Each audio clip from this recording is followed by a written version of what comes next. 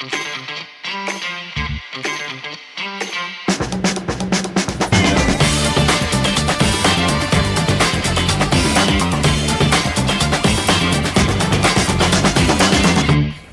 saya Jain Ismail.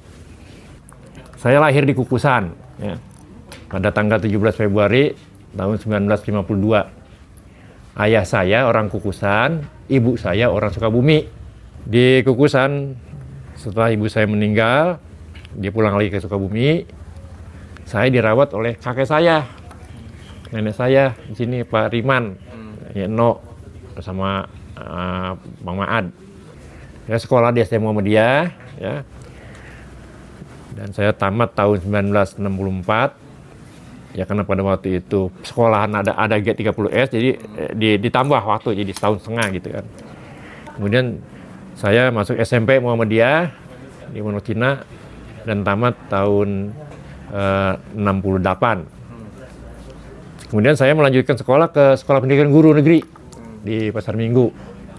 Saya lulus tahun 1971, lulus SPG. Tahun 1972 pertengahan, itu Desa Kukusan mengadakan pemilihan kepala desa, ya, di mana terpilih Bapak Haji Muhammad Nuh, gitu ya. Saya kebetulan waktu itu diminta untuk membantu beliau, gitu, sebagai sekretaris desa Kukusan, atau dulu disebutnya juru tulis. Setelah ada Undang-Undang nomor 5 tahun 79, disebut sekretaris desa. Saya sebagai sekretaris desa dari tahun 72 sampai tahun 94. Digali gitu ya, digali sejarahnya. Ternyata itu kata dasarnya kokosan. Kokosan itu semacam buah duku. Ya, jadi pohonnya mirip pohon duku. Buahnya hampir di duku, tapi dia buahnya itu rapat, panjang gitu. Jadi nggak, kalau duku kan mencar-mencar gitu ya. Nah, itu dulu di sini banyak sekali pohon kokosan. Waktu saya masih menjabat sekdes itu, kan dulu kantor desa dirubah ya, yang sekarang itu seperti sekarang. Itu di depannya, di halaman sebelah barat depan, itu saya yang nanam, ada pohon kokosan sama Pak Madun almarhum itu. Sekarang udah gede, tapi kegencet pohon-pohon yang lain. Padahal di beberapa lurah yang saya temui, tolong itu diselamatkan pohon kokosan. Ini sejarah, saya bilang gitu. Yang pohon lain mah kurang berguna gitu menurut saya gitu. Kalau ini saya yakin nih, Kukusan bener-bener pohon kokosan dulunya.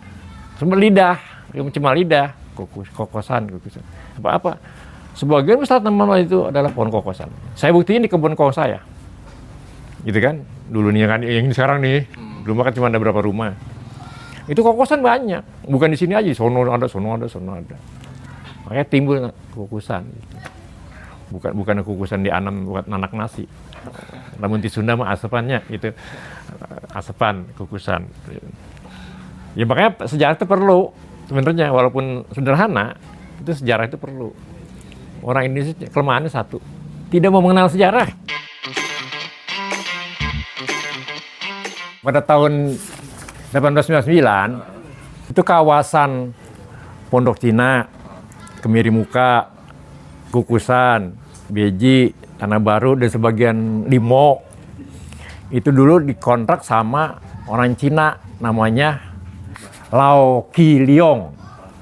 Kalau orang tua bilang dulu, Tuan Tanah Kliong, orang tua dulu. Nah, dia sewa tanah kepada Belanda, yang tadi saya sebutkan tuh wilayahnya.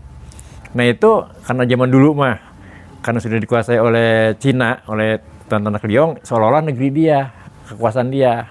Jadi tahun 1926, dulu pernah ada peta. Itu ada peta khusus Tuan Tanah Kliong. Ada Pondok Cina Selengseng, yang jadi Pondok Cina sekarang. Ada Pondok Cina Kemirimuka, ada Pondok Cina Kukusan, ada Pondok Cina Beji, ada Pondok Cina Tanah Baru, ada Pondok Cina Limo. Karena apa? Karena Tuan Tanah Kliong punya istana itu di sekarang Margo City. Oh iya, dulu pernah ada yang... Tuh, kan masih tertinggal tuh di depan sebelah utara. Itu dulu kayak istana. Kuat dan indah dah gitu waktu itu. Makanya sempat dulu ada istilah begini. Tuan Tanah itu seperti bupati. Dengan wilayah dia tuh. Dia bentuk juragan, ke juragan. Iya, iya. Jadi tuan tanah Kliong, juragan, mandor ya, susunannya. Nama juragan itu ada 2. Juragan Sinda, asal Kukusan. Nah, dia membawahi kemandoran Pondok Cina, kemandoran Kemiri Muka, kemandoran Weji, kemandoran Kukusan. Nah, kalau juragan Katin membawahi Tanah Baru dan sebagian Limo. Oh, sana tuh, makanya dulu kan di Limo banyak pun karet. Iya. Nah, di situ dulu tanah punya kuasaannya gitu. Jadi 2 camat lah kalau zaman sekarang mah. Camat Sinda, camat Katin. Nah, camat Sinda orang Kukusan. Makanya pada waktu saya di desa itu kita bikin nama jalan Juragan Sinda. Sebab beliau dulu di sana tinggalnya.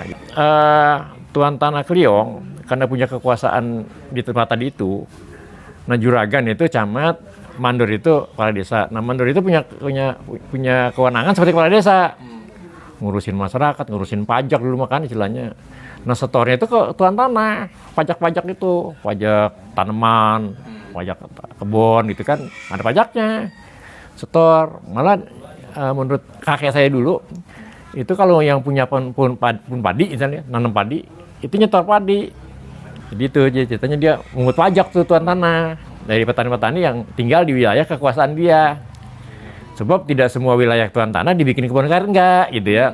Kebun karet itu ada di Pondok Cina, di Limo gitu kan, di Beji, di Pondok Cina, Kukusan juga ada dikit kan yang karena jadi Poltek gitu kan. Itu tanaman karet. Sebab komoditas karet waktu itu kan mungkin sedang anunya gitu. Sedang hotnya lah, iya di Eropa mungkin ya, ke Eropa gitu melatihnya. Makanya tanamin karet, masih lebihnya digarap oleh masyarakat. Makanya masyarakat bayar pajaknya ke tuan tanah, bukan ke pemerintah Belanda gitu. Yeah. Itu kan kita bicara masa Belanda nih ya, masa zaman Belanda 1899. Jadi gini harapan saya kan, walaupun sekarang Kukusan sudah berubah jadi kelurahan gitu ya, nilai-nilai pedesaan sebenarnya harus dijaga gitu ya. Yeah. Gotong royong, kebersamaan dan sebagainya, itu kan dulu pada waktu masih desa kan enak gitu masyarakat ya. Tapi dengan sekarang kelurahan dan penduduk banyak dari luar kan udah agak sedikit kurang gitu anunya, gotong royongannya. Nah, ini sebenarnya oleh kita, terutama generasi muda yang berasal dari Kukusan asli nih misalnya. Tapi bukan hanya itu, semua juga yang sudah berada di Kukusan harusnya sudah menyatu gitu ya antara pendatang dan penduduk asli. Ini supaya kondisi-kondisi seperti pada masa-masa lalu itu, kesatuan dan persatuan masyarakat harus dijaga gitu kan, jangan sampai tergoyah, terpecah gitu kan. Namanya Kukusan kan dari dulu terkenal kan kekompakannya gitu ya, termasuk main bola kalau ribut kan duduk semua gitu ya kan, ya itu kan ada bagus dan jeleknya gitu. Itu harapan saya begitu. Jadi peliharalah kondisi Kukusan ini sesuai dengan harapan orang-orang tua kita dulu, agar warga Kukusan hidup ya bersama, gotong royong, bisa memajukan Kukusan gitu. Barangkali saya banyak mengharap, terutama generasi muda Kukusan yang asalnya memang orang asli gitu ya, ini jangan melupakan sejarah gitu. Sebab jarang anak-anak muda yang mau mikirin kampungnya gitu loh ya. Ya kepada pemuda ini coba tolong digali lagi gitu masalah-masalah Kukusan ini, sejarah masalahnya gitu ya. Kan kita yang hidup itu kan harus berpegang pada sejarah juga gitu. Sejarah itu berlanjut terus, nggak bisa melupakan sejarah kemarin terus. Malah saya punya keinginan begini, coba ya anak-anak di Kukusan tuh punya semacam Karang Taruna semua rata di RW itu, kegiatannya merata gitu. Bisa melakukan kegiatan-kegiatan seperti ini misalnya apa gitu, digali gitu kan. Itu banyak sebenarnya yang perlu digali gitu kan. Nah, Karang Taruna itu sebenarnya megang peranan gitu kalau di samping misalnya ada kelompok pemuda gitu ya, kelompok pemuda Muhammadiyah misalnya, atau kelompok pemuda itu terus kita tinggal melihat tempatnya. Kalau lagi organisasi ya di sini, kalau lagi secara umum ya di Karang Taruna misalnya gitu.